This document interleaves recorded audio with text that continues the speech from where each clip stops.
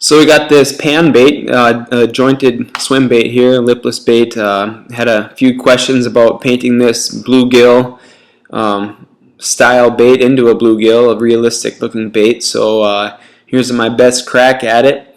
It's kind of a fun, different technique to use here.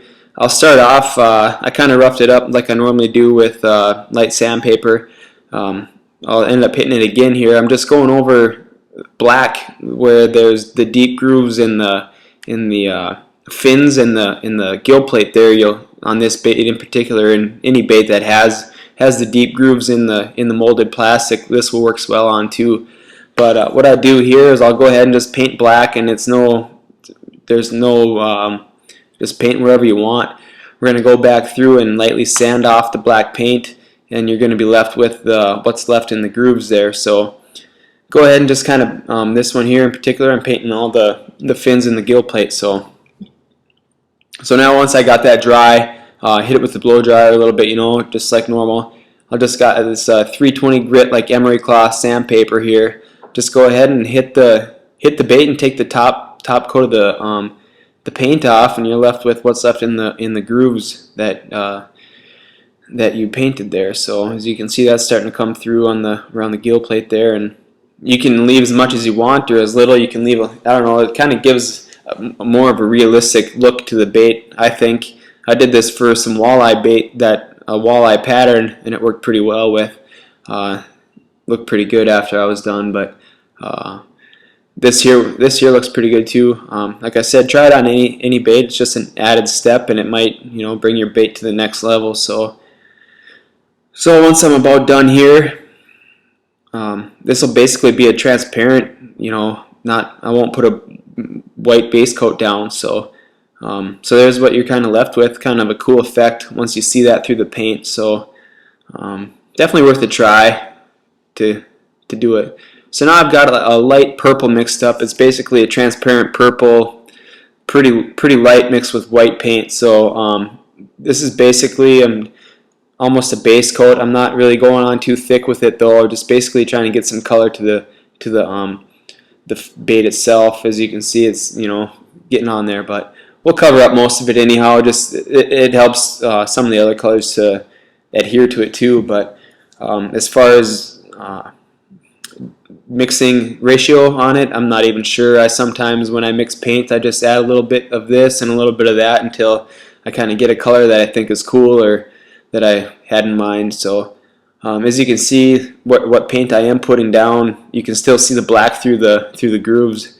So, and that's what we're after. We don't want to apply too much paint so the black is overpainted. So now this is just fluorescent green right here. Bluegills up here where I fish at in central Minnesota, they're bright. The greens and blues are bright on them. They're kind of a dullish green color, but depending on the lake, I guess too, the water clarity, they'll differ in color. But I got a mounted bluegill on my wall that my wife had caught, and I kind of went by that for the colors on this guy here. So that's what I went by. I mean, different parts of the country might have different colors of a bluegill, and then we got pumpkin seed hybrids up here too. So a lot of little panfish floating around. That this bait in particular, this body would work well getting painted on. So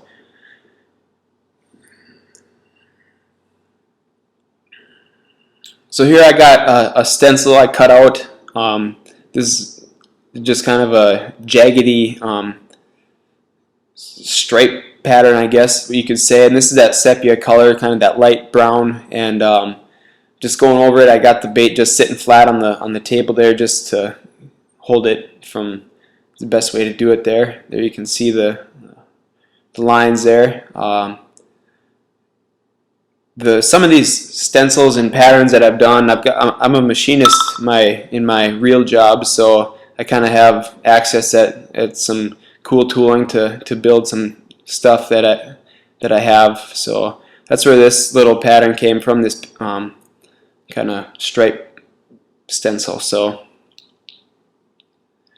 go ahead and do it on the other side, and I try to line up so it's going to be even on both sides, and kind of I go off the gill plate where it kind of comes out to a point. I use that as a reference point to where I'll mark an end of a line. So this is still that sepia color. I'll just kind of blend the top up a little bit and add some kind of darken it up towards the top there. And once again, don't try to add too much paint to get the lines covered up that you've already created with the black paint. You can see it's starting to come together here and starting to look pretty good now.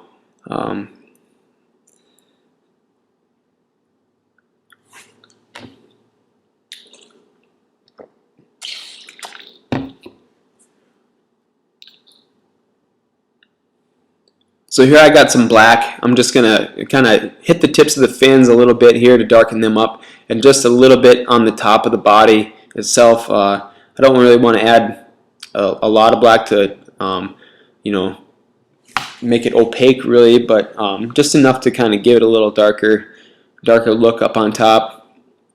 So like some of the fish around here, they'll have almost a dark purple depending on the light too. Could almost add purple to this to darken it up on top too, and there's a lot of different things you can do.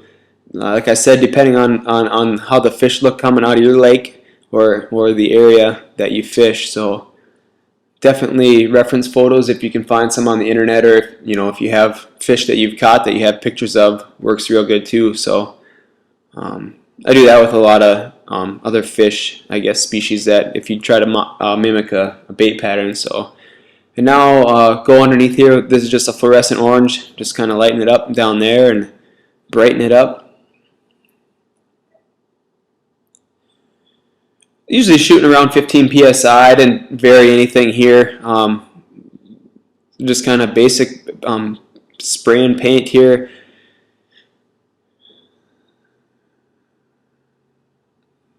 So that was basically that, going on to a unpainted part of the bait there, so it kind of took a few coats of paint.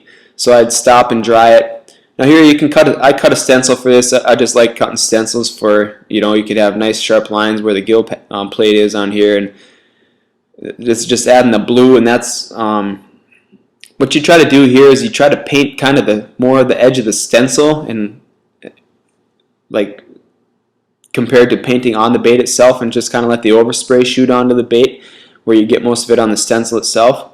So it was just a little bit on the gill plate. Like I said, you don't need a stencil, you can just kind of freehand it too, but I like just the clean look of what a stencil will give you. So that's just an option.